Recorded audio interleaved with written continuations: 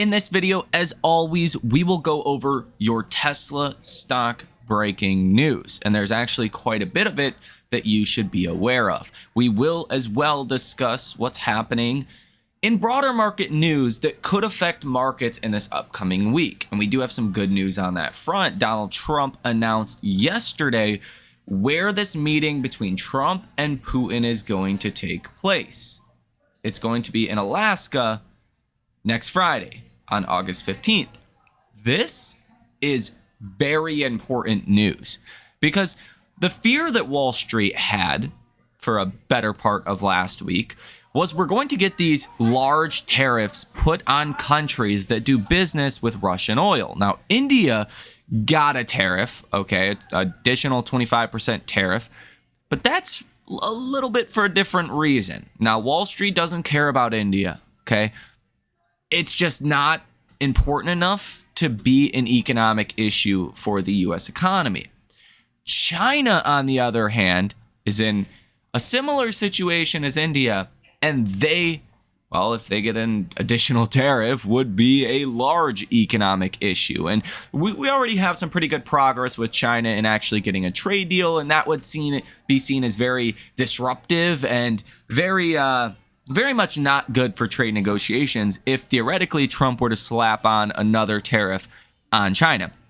Good news is it looks like that is not going to happen, at least until this upcoming Friday, although I'm speculating here that seems to be pretty well confirmed. But there's always the but. It looks like Zelensky is kind of rejecting what is being proposed. So in all honesty, like, this could be over with by Friday.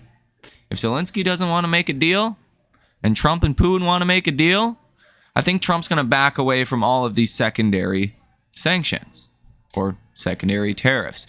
We'll discuss that here in this video. As always, give you your Tesla stock breaking news. But first, if you are new here, welcome. My name is Michael Tyler. We cover Tesla and markets every single day. If you're interested in growing your portfolio and beating Wall Street, hit that like button as well as subscribe to the channel. If you are interested in potentially making life-changing amounts of money, check out that link down below in the description of this video for the trading community. There's one thing I need everyone to understand. AI is not going anywhere. Whether you like it or don't, or think it's going to end the world, doesn't matter what your opinion is, you have to invest in it, okay? Because the risk in not investing in it is, well, wasting your opportunity, right? Your God-given opportunity in your portfolios. With that said, what we're doing is going out and finding small cap AI stocks that have the potential to be the next 10, 20, 30, 40, 50x opportunities over the next 12 to 36 months. Simpler terms, the next 1 to 3 years, not 10 years, not 20 years, more of a medium-term time horizon. Think of between now and around midpoint 2027, early 2028, okay, is where I'm really thinking a lot of these stocks are going to have their big moments. If you guys would like to come join it, check out that link down below in the description of this video. I have so much conviction in one particular stock. I now have almost $80,000 invested in the company, and we are in the process of trying to get the CEO to come do an interview with us, okay? We'll see if that happens, but collectively we own, probably 1% of the stock, just with all the members in the group. So definitely excited about that. Check the link out down below in the description of this video. But with that said, hopefully you are having a great weekend so far, and on to today's episode. As always, let's start with your Tesla stock breaking news. Tesla has officially released the Cybertruck rock sliders and body armor called the Terrestrial Armor Package for $3,500. If you are someone that likes to go off-roading, this is a must-have for $3,500 to protect your $100,000 Cybertruck. It seems like a no-brainer, so check it out if you have not. And it says here, FYI, Tesla will not be introducing any more end-of-quarter discounts in the US in Q3. So if you want to buy and take delivery of a new Tesla before the end of the quarter, order now so you don't get caught up in the delivery rush with people trying to take advantage of the $7,500 EV credit last minute. Tesla's online vehicle configurator will be updated soon to reflect longer delivery wait times in some locations. Now, I do have some anecdotal comments to add here. So I do have some gas trucks, started a subcontracting business. Long story short, I was at the dealership because there's a bad oil sensor in one of the trucks. And I was talking to the dealership people, and they said the last really 2 months have been exceptionally busy. And like 50% of the vehicles they're selling are EVs because of the credit expiring. So a lot of the times we're like, okay, is this really going to boost demand? Like, you know, let's wait and see type of thing. I can say that it is boosting demand in the short term. Definitively. Now, Sawyer Merritt says here, in China, EV range is often measured using the CLTC standard, which typically shows about 30% more range than the US EPA rating for the same car. The difference can vary somewhat by vehicle, but 30% is a good rule of thumb. So basically, the Model Y L with 751 kilometers of range is 466 miles of CLTC range. If sold in the US with the same battery, it is estimated EPA range would be around 325 miles, about 30% lower. These figures are only estimates though, as the car hasn't been officially released. Look at this. In breaking news, the 6-seat Model Y L has entered mass production. Frontline stores are currently surveying to identify locations with space available for Model Y L display vehicles. Soon we can expect to see Model Y L showcases in stores. So it looks like, according to preliminary reports, that the Model Y L is already in production in China. And you can see kind of a comparison here between the previous Model Y and the Model Y L and some of the differences here. You definitely do get more of that SUV kind of feel from the looks of it here. Now, Tesla has increased the starting lease price in the US for the Model Y long-range all-wheel drive to $449 per month from $399 per month. Now, 2 Tesla semi-drivers after their experience with the truck. Tom Sturbra, 37 years of experience, says, I do not want to go back to a gas truck. I'd like to retire in this vehicle. I just love driving it. I can have anywhere between 10 to 15 stops in a day. The navigation systems in these trucks are just unbelievable. The clarity of the cameras are unbelievable. And Michael Davis, with 40 years of experience, says, quote, they asked, hey, who wants to drive the semi? I was a senior driver and I said, yeah, I will drive it. I want to drive it. I want to drive something new.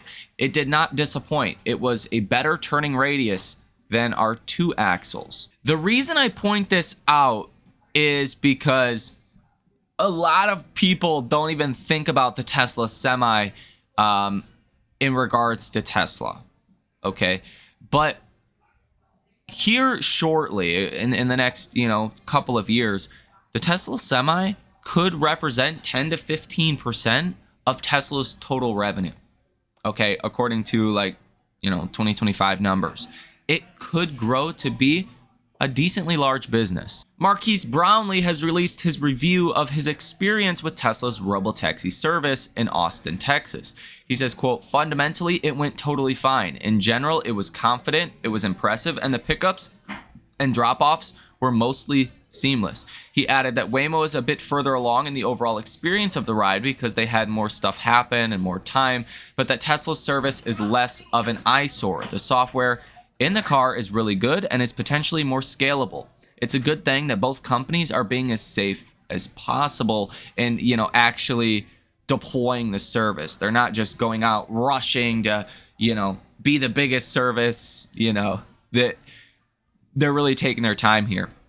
And I think that's important, okay? Now, Marquise Brownlee has a massive audience, okay? So a lot of people, if you're not a Tesla investor, have no idea that Tesla launched this service. No idea. Just living their own lives, living their best lives, No clue. This, I think, could add a lot more attention to Tesla's new services. And here, Taylor Robinette on X says this: options to get dinner tonight. You could walk, that's free. A bus is $3 per person. A Robotaxi ride, $3.82. UberX, $9.95. Lyft Standard, $10.85. And Waymo, $21.54 or $11.54 with the $10 off referral. He says low cost per mile will be disruptive. People will own cars way less if autonomy makes it this cheap to get around.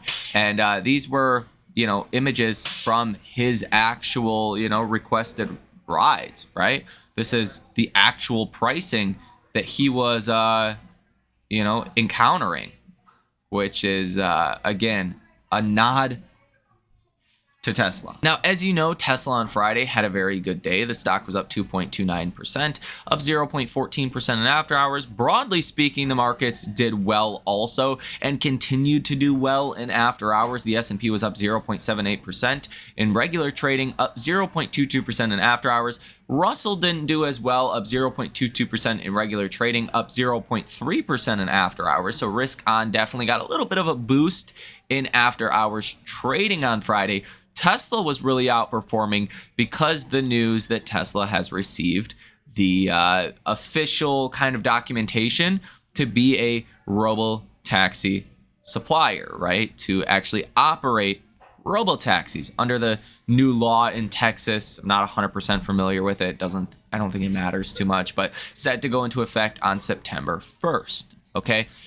Option activity on Friday was very bullish from hedge funds and institutions. Option activity on Thursday was very bullish as well. Thursday's numbers, you had 137 different trades totaling $296 million with a positive order value of 93%. On Thursday, I said, hey, with these kind of positive numbers from Wall Street, we're probably going to get some news soon.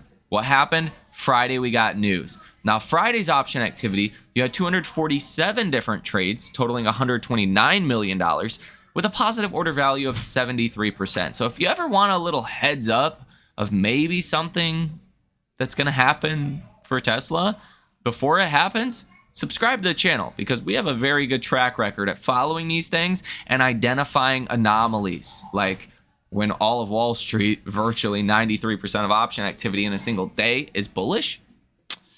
On a not particularly bullish day, it's telling you something. 9 times out of 10, within the next couple of days, you get some big news. Now, short interest of free float for Tesla currently sits at 2.57%. Short interest sits at $23 billion worth, and shares that are sold short at about 69.69 million shares. And you continue to see basically every single day short sellers covering on short positions. You currently have about 502,000 shares on Friday that were covered on, and really short interest has fallen from about 87 million shares recently, now below 70 million shares. So ever since Tesla's earnings, Wall Street has gotten a lot more bullish on the stock, like a lot more bullish on the stock. It's noteworthy. And I think partially it's because retail has gotten so bearish on the stock, and Wall Street, I think Wall Street's right on this one to be bullish on Tesla into the end of the year. Of course, could we get some chop, in the interim, right, over the next month or two?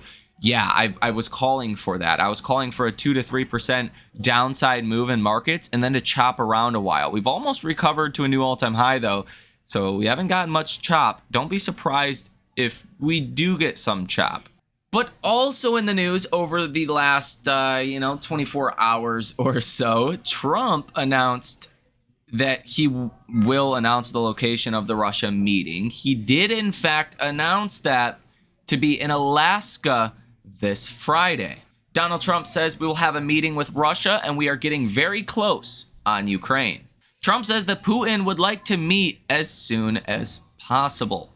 I mean, I think, these two just respect each other. And Donald Trump said yesterday that Zelensky needs to get ready to sign something. Trump said yesterday, we are looking to get some territory back and do some swapping. And Trump says the Russia-Ukraine war could be settled very soon. And apparently US, Ukraine, and European allies to meet in the UK over this weekend. And it was reported that Putin will halt the war in exchange for eastern Ukraine. Zelensky responded today and says choices that exclude Ukraine are against peace. Zelensky says he's ready to collaborate with Trump for genuine, enduring peace. And look at this. Zelensky says Ukraine won't surrender land for peace. Ukraine and European powers oppose Russia's proposal on Ukraine. Here's the deal, okay? Whether you care about this conflict or not, we're going to focus on what this means for the markets. And I'll share my opinion here from what I think is Trump's kind of view on this, okay?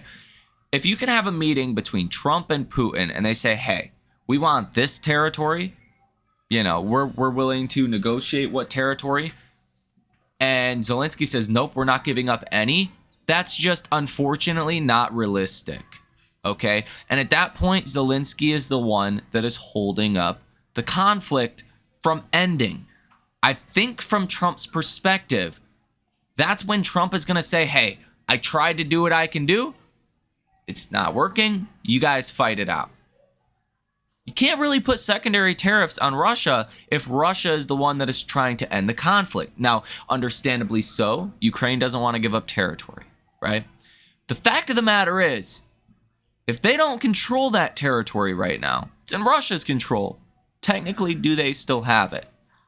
Probably not, okay? And it's very unrealistic to end a war and not cede some territory if you are on the quote-unquote losing side of it, okay? Which Ukraine has done very well. You got to give it to them, right? But they're not on the winning side of this, okay? It's unrealistic to have Ukraine back out and not have any territory from this, okay? Just to play devil's advocate, okay? You can understand why Ukraine feels this way. You can understand Russia's intention. From a market's perspective, I think Zelensky being the one to hold this up and not Putin is good news, okay? Because Wall Street does not care about the war in Ukraine at all.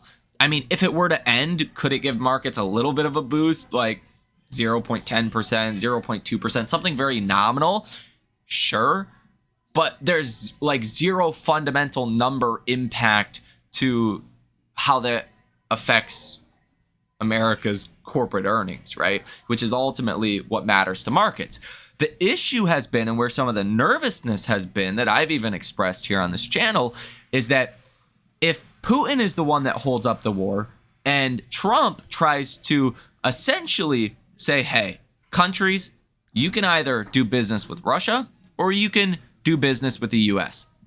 And if Trump starts to throw these tariffs on China, India, all these other countries that buy Russian oil, that's where the problem is. In fact, if Zelensky is the one that holds up the, peace in Ukraine, essentially, then even maybe India's 25% tariff could be relieved from them.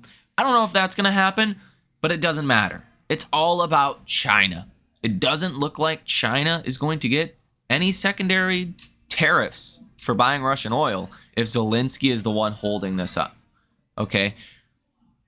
That is great news for the stock market. That was one of the biggest hurdles I think we could have faced, was like an additional 25 or 50% tariff on China for buying Russian oil. That would have been very bad for markets and potentially been a big speed bump for the stock market. At this point, it seems highly unlikely to me that that is going to happen now, because it already looks like Zelensky is not open to giving up any territory. So, yeah, conflict. You can have your opinions on that. We all have our opinions on that, and that's fine.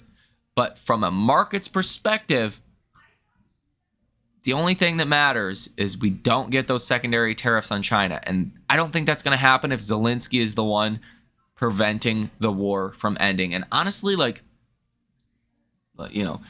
why would you not want to end the war at this point? Like, you're not going to win. You're not going to get all the territory back, right?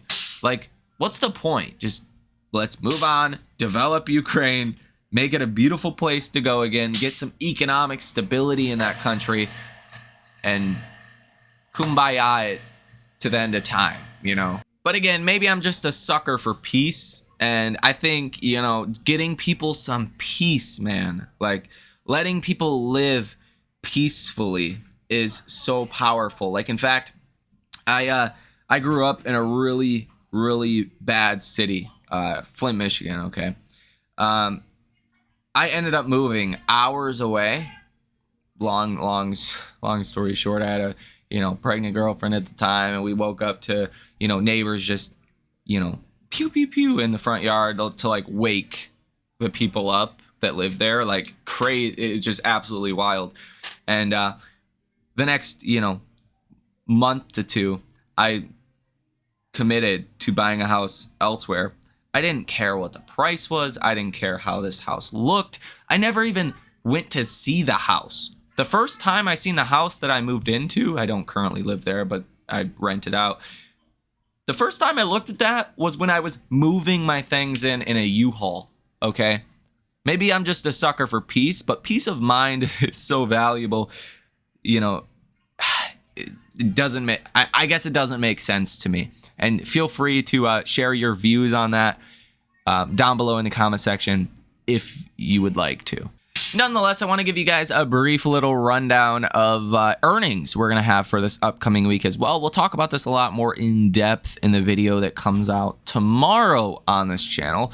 But I really want to highlight there's a lot of momentum stocks that are going to report earnings, like AI stocks as well in this upcoming week. First and foremost, on Monday, this is perfect. You have Monday.com that reports, Barrick Gold, and some others pre-market. In after hours, you have Big Bear AI, Oklo, AMC, AST Space Mobile, Archer Aviation, Plug Power, GoPro, and some others. Tuesday pre-market, you have Circle, C, Pony AI, Copen, PaySafe, Cardinal Health. Tuesday and after hours, CoreWeave, Rigetti, Kava. Mediterranean sounds so good right now. I'm not even going to lie to you guys. H&R Block, Wednesday pre-market. You have, honestly, not really any notable names. Arcos, Dorados, biggest McDonald's franchise in Latin America. Wednesday and after hours, Cisco, D-Local, Red Robin, some others. Thursday pre-market, JD.com, John Deere, Advanced Auto Parts, Birkenstock, Weibo, and then Thursday and after hours, Applied Materials, New, Gambling.com, and some others. So really AI momentum, you know, that's going to be a theme for this week. And these are only the largest, most notable names. There's going to be a lot of others in that smaller cap, you know, AI theme as well, where we focus in the trading community that are going to report this week. And even for the next couple of weeks, there's going to be a lot of earnings with those momentum names, with those smaller companies. They're not going to move the broader markets, but they could move your portfolios for sure. And in this upcoming week, as far as economic data, on Monday, you have some bond auctions, but that is pretty much it. On Tuesday, you have CPI. So you have core month over month and year over year. This is going to be very important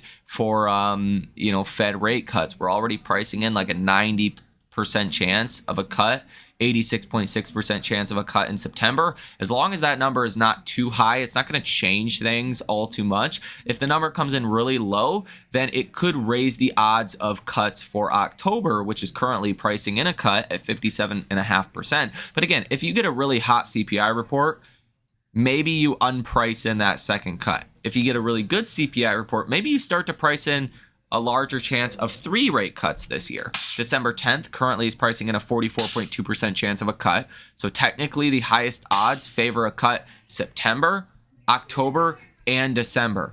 But the odds of only 2 cuts by December is 42.5%. So CPI is definitely going to move these odds the most, and I think be, you know, most impactful between, are we going to get 2 cuts? Or are we going to get 3 cuts? Okay. Some Fed speakers as well. On Wednesday, a bunch of Fed speakers. Again, do they flip-flop? We've had quite a few Fed speakers that have flip-flopped recently. We've talked about that here on this channel. On Thursday, you get PPI month over month, initial jobless claims. Again, a bunch of Fed speakers, some data out of Japan. And then on Friday, you get retail sales month over month. Very important data point right now, since Wall Street is concerned about, growth slowing down and kind of a little bit of a growth scare going on right now. And Michigan consumer sentiment will be coming out. What you really want to see is 5-year inflation expectations and 1-year inflation expectations fall. You're expecting those to rise quite a bit in this Friday's report. Keep in mind, it's only like 200 people that tend to be highly political that respond to this survey.